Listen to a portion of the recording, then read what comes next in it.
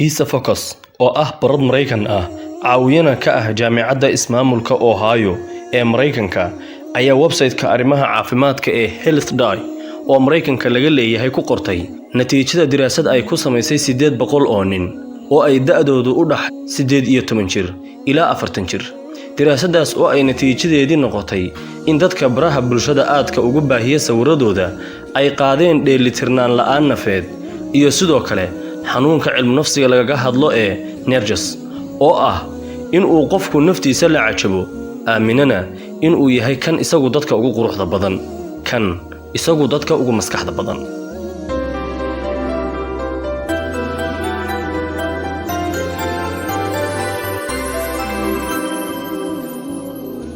السلام عليكم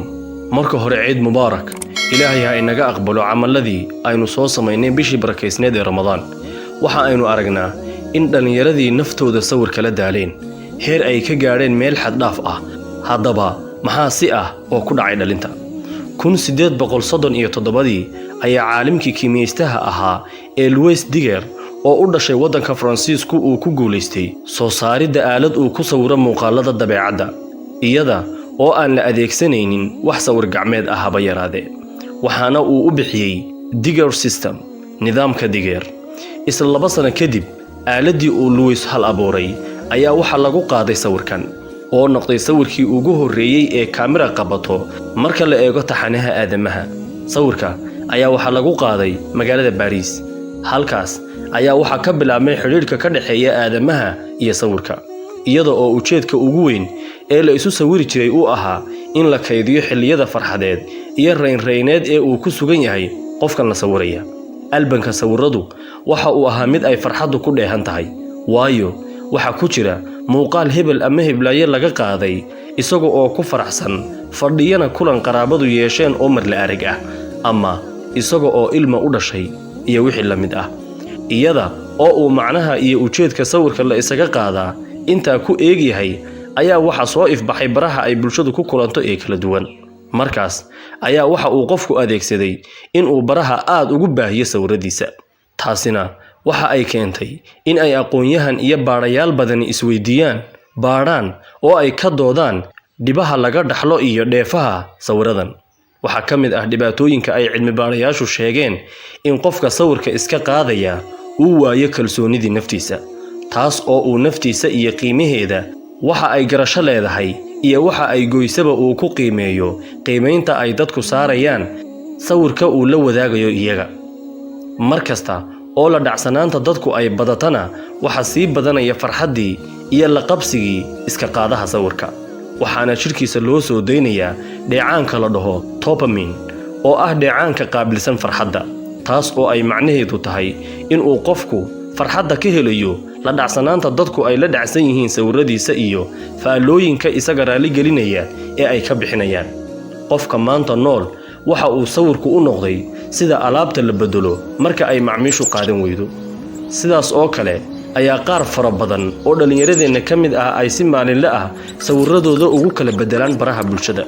si sawirka maanta uga qurux bato kii shalay oo ay sii badato faalladii dadka iyo la dhacsanaantoodii.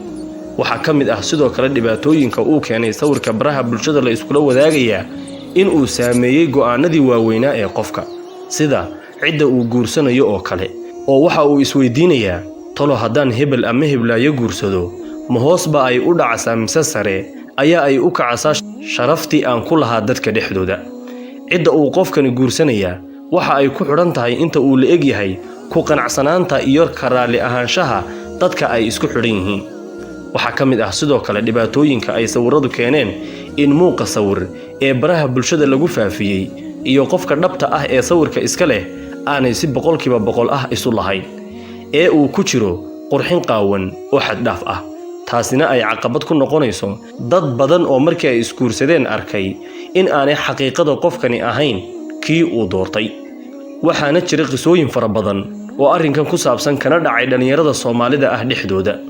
mar baana aynu ka samayn doonaa muuqaal gaar u ah qisooyinka insha Allah.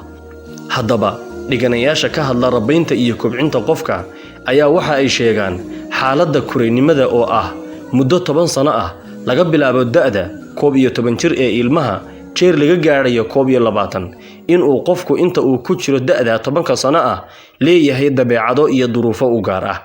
dabeecadaha iyo dhaqanada u gaarka ah 11 ilaa 22 jirka waxa kamid ah in ay jecel yihiin in ay dhisaan oo dhaqaan marna ay dheehdaan oo daawadaan dushooda sare badankoodu ma aha dad aad u daneeyo hoostooda oo aynu ka wadno kobcinta maankooda iyo maskaxdooda inta ay daneynayaan dushooda oo ay daawanayaan iyada bal garanay kurayda iyo kuwa ay da'doodu yar tahay maxaa haleelay ee qaaday kuwa ay da'doodu ka weyn tahay 22 jirka